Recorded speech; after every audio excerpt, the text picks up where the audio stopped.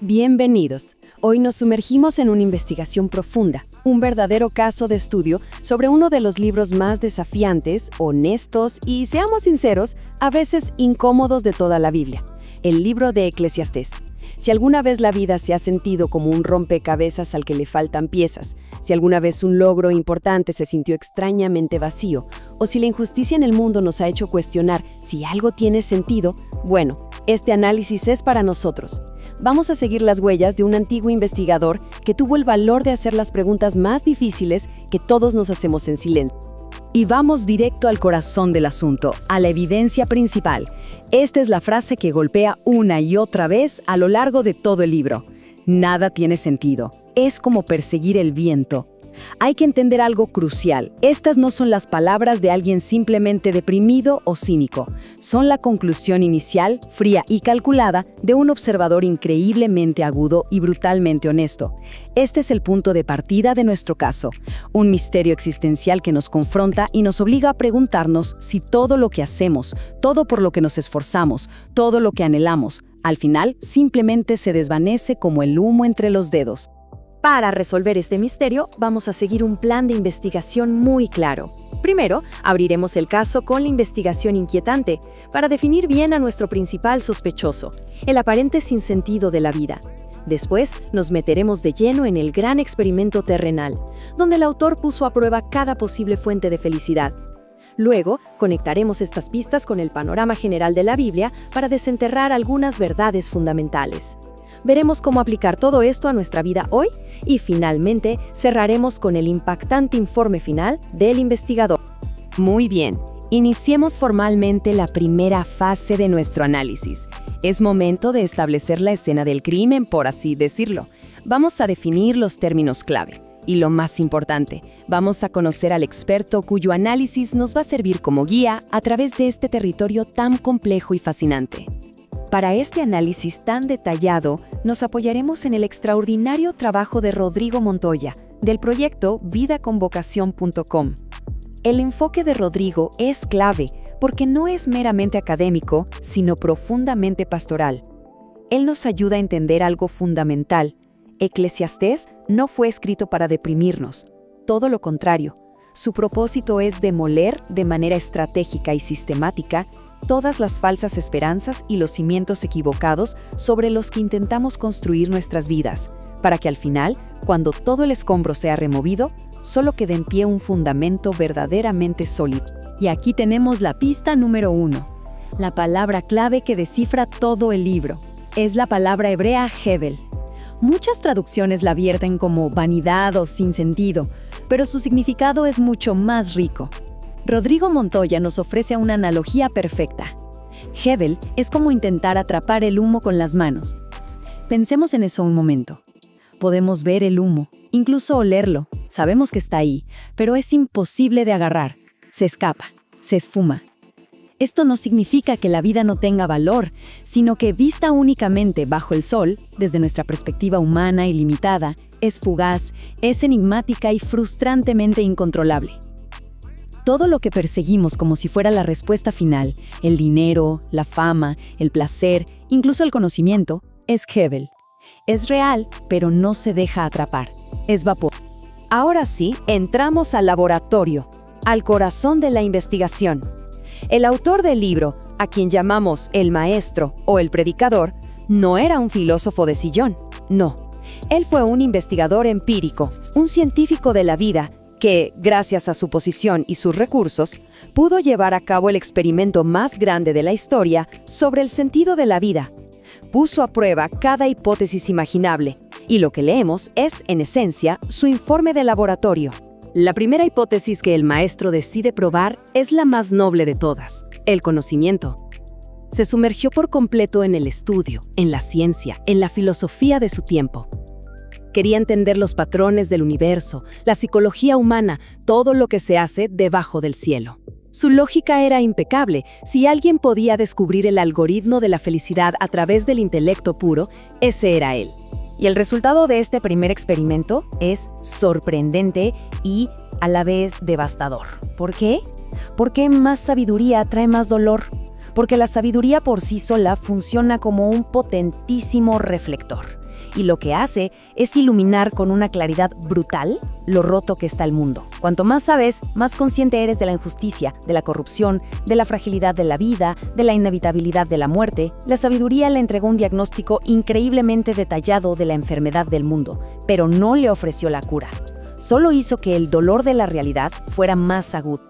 Así que, hipótesis número 1, un fracaso total. El maestro entonces se lanza al extremo opuesto del espectro. Si la mente no tiene la respuesta, razona, quizás la tengan el cuerpo, las posesiones y los logros. Y así comienza la segunda fase de su gran experimento, una inmersión total y sin límites en el hedonismo, la riqueza y el éxito personal. Y cuando decimos que su enfoque fue total, no es una exageración. Como rey, sus recursos eran, para fines prácticos, ilimitados. Pudo probar esta hipótesis hasta sus últimas consecuencias. Hablamos de proyectos de construcción masivos, jardines botánicos que serían la envidia del mundo, tesoros que harían palidecer a los multimillonarios de hoy, el mejor entretenimiento que el dinero podía comprar y todos los placeres sensuales imaginables. Él mismo lo dice, no le negué a mis ojos nada de lo que desearon, lo probó todo. Y el veredicto es, una vez más, aplastante. Después de tenerlo todo, de beber de cada copa de placer posible, la conclusión es exactamente la misma. Webel, vacío, humo, como perseguir el viento. Pensemos en cualquier celebridad moderna que parece tenerlo todo, fama, fortuna, acceso ilimitado a cualquier experiencia. Y sin embargo, las historias de vacío existencial, adicciones y una profunda soledad son increíblemente comunes. El maestro vivió ese escenario hace 3000 años y documentó el resultado para nosotros. El placer es un combustible que se quema muy rápido y siempre te deja pidiendo más. Y sobre cada uno de sus experimentos, sobre cada una de sus conclusiones, se proyecta una sombra gigantesca e ineludible: la muerte. Este es su argumento definitivo, el que desmantela cualquier intento de encontrar un sentido último y permanente solamente en lo terrenal. Rodrigo Montoya lo ilustra con una analogía poderosísima. La vida es como una partida de ajedrez. Jugamos nuestras piezas con la mayor estrategia posible, algunos como grandes maestros, otros como novatos. Pero cuando el juego termina, el rey y el peón, el sabio y el necio, el rico y el pobre, todos vuelven a la misma caja. La muerte lo nivela todo. Ahora es momento de ampliar el canto de nuestra investigación. Un error muy común es leer Eclesiastés de forma aislada. Si hacemos eso, es fácil concluir que es un libro deprimente y nada más. Pero la verdad es que Eclesiastés forma parte de una conversación mucho más grande, mucho más amplia, dentro de la narrativa bíblica. No es la última palabra sobre el tema, sino una voz crucialmente honesta y necesaria en un coro de muchas voces. Veamos cómo dialoga con otros libros para entender su verdadero propósito. Pensemos, por ejemplo, en su relación con el libro de Proverbios. Si Proverbios es como un mapa claro y bien diseñado, que nos muestra la ruta principal, la autopista soleada donde la sabiduría generalmente conduce a la bendición, Eclesiastés es el informe honesto del explorador que se atrevió a adentrarse en los pantanos, en los desiertos y en las zonas grises que no aparecen en ese mapa. Eclesiastés investiga la frustrante realidad de que en este mundo caído, a veces las reglas no parecen aplicarse. Vemos gente buena que sufre y gente corrupta que prospera. Por eso Eclesiastés nos da advertencias que suenan impactantes como «no seas demasiado justo», no para promover la injusticia, sino para protegernos de una justicia propia e ingenua que cree que puede controlar los resultados de la vida. Y lo fascinante es que el diagnóstico del maestro encuentra su eco y su explicación teológica siglos más tarde, en el Nuevo Testamento. El apóstol Pablo, en su carta a los Romanos, le da un nombre teológico a la condición que el maestro observó tan brillantemente: futilidad. Pablo explica que toda la creación fue sujeta a este Hebel, a esta frustración, no por su propia elección, sino como consecuencia de la caída, de la rebelión humana. Pero, y aquí está la clave que lo cambia todo, fue sujeta con la esperanza. Eclesiastés nos muestra con una honestidad brutal la vida bajo el sol, en su estado de futilidad. El resto de la Biblia nos muestra la esperanza de la redención que viene de sobre el sol. Después de haber demolido todas las falsas esperanzas, la investigación del maestro no nos deja en un vacío de nihilismo. Para nada. todo lo contrario. Al quitar todos los escombros de las filosofías humanas y de las falsas fuentes de sentido, descubre un fundamento de roca sólida, verdades teológicas que son el único lugar seguro sobre el cual se puede construir una vida con verdadero significado. Del aparente pesimismo de Eclesiastés emergen 4 pilares doctrinales que son inquebrantables. Estas son las verdades que quedan en pie cuando todo lo demás ha demostrado ser Hebel, ser humo. Primero, la soberanía de Dios. Segundo, la caída del ser humano. Tercero, el regalo de la gracia común. Y cuarto, la certeza del juicio final. Vamos a analizar cada una de ellas. Primera verdad ineludible. Detrás del caos, de la aparente aleatoriedad y de las injusticias de la vida, el maestro percibe un orden divino soberano. El famoso pasaje de «hay un tiempo para todo», tiempo de nacer, tiempo de morir, etc., no es una expresión de resignación fatalista. Es una poderosa declaración de que Dios está en control de los tiempos y las estaciones de nuestra vida. Aunque desde nuestra perspectiva limitada no podamos entender sus propósitos, estos son firmes y eternos. Segunda verdad, Eclesiastés nos ofrece un diagnóstico, como decíamos, brutalmente honesto de la condición humana. La razón por la que nuestros grandes proyectos de autosalvación y autorrealización siempre fracasan es porque el problema fundamental está dentro de nosotros. El maestro concluye que Dios nos hizo derechos, pero nosotros nos hemos buscado muchas complicaciones. Esta es, en esencia, la doctrina de la caída. La idea de que estamos inherentemente desviados de nuestro propósito original. Tercera verdad. Y aquí, en medio de la frustración del Hebel, el maestro encuentra destellos de luz, de alegría. Nos dice repetidamente que la capacidad de disfrutar de las cosas simples de la vida, una buena comida, la compañía de un ser querido, la satisfacción de un trabajo bien hecho, no es algo que ganamos o merecemos. Es un regalo que viene directamente de la mano de Dios. Los teólogos llaman a esto gracia común.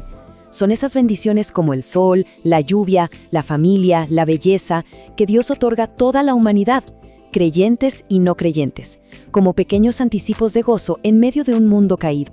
Y la cuarta verdad, que es la pieza que finalmente resuelve el gran rompecabezas de la injusticia terrenal. Todo lo que está mal en el mundo, toda la maldad que parece quedar sin castigo y toda la bondad que no es recompensada, no quedará así para siempre. La justicia perfecta no se encuentra aquí, bajo el sol. La respuesta está en la certeza de un juicio final, donde un Dios perfectamente justo y bueno saldará todas las cuentas. Esta promesa le da un sentido trascendente a nuestra lucha por el bien en el presente. Entonces, la gran pregunta es, ¿cómo vivimos a la luz de esta profunda y honesta investigación? Si todo es Hebel, ¿significa que debemos rendirnos al cinismo o a la desesperación? De ninguna manera. La sabiduría de Eclesiastés es en realidad profundamente liberadora. Nos libera de la presión aplastante de tener que fabricar nuestro propio sentido de la vida. Veamos cómo esta sabiduría antigua se aplica directamente a nuestras ansiedades más modernas. El maestro nos ofrece un camino práctico de 3 pasos que funciona como un antídoto directo a la cultura del consumismo, a la envidia que generan las redes sociales y al famoso FOMO o miedo a perderse de algo. Es un llamado a liberarnos de esas cadenas, a encontrar una alegría profunda en lo simple y a vivir cada día con la eternidad en la mira. El primer paso es un verdadero acto de rebelión contra la cultura de la comparación constante. El maestro identificó la raíz de este mal hace milenios. Es esa envidia que nace de desear siempre lo que no se tiene, lo que vemos en la vida de otros. Nos llama a practicar activamente la gratitud y el contentamiento. El verdadero éxito no se mide por la acumulación, sino por la fidelidad y el disfrute de lo que ya se nos ha dado. Aprender a disfrutar de lo que está en nuestro plato es el primer paso para dejar de perseguir el bien. El segundo paso es redescubrir los regalos que tenemos justo delante de nuestros ojos. Nuestra cultura está obsesionada con los momentos cumbre, los grandes eventos, las vacaciones espectaculares, y eso devalúa la rutina diaria. Pero es en esa rutina donde transcurre casi toda nuestra vida. El maestro nos insta a saborear esa taza de café por la mañana, a valorar una conversación con un amigo, a encontrar dignidad y propósito en el trabajo diario. Lo que el mundo podría llamar insignificante, el maestro nos enseña a verlo como un regalo divino, una manifestación tangible de la gracia común de Dios. Y así, Después de este largo, honesto y a veces difícil viaje a través de la futilidad, la injusticia y las preguntas sin respuesta fácil, llegamos al clímax de la investigación. El maestro está listo para presentar su informe final, su conclusión definitiva, después de haberlo probado y examinado todo. Se puede sentir el peso y la autoridad de estas palabras. Imaginemos a este sabio, después de haberlo experimentado todo, desde la más alta sabiduría hasta el más profundo placer, después de haber observado el mundo con una honestidad implacable, tomando aire para resumir toda su investigación en una sola y poderosa conclusión. Una conclusión que lo cambia todo. Esta es la respuesta. Este es el punto de llegada que resuelve toda la tensión del libro. Después de demostrar exhaustivamente que cada búsqueda de sentido bajo el sol termina siendo Hebel, la única conclusión lógica y satisfactoria es mirar sobre el sol. El sentido de la vida no se encuentra en lo que podemos obtener de ella, sino en aquel que nos la dio.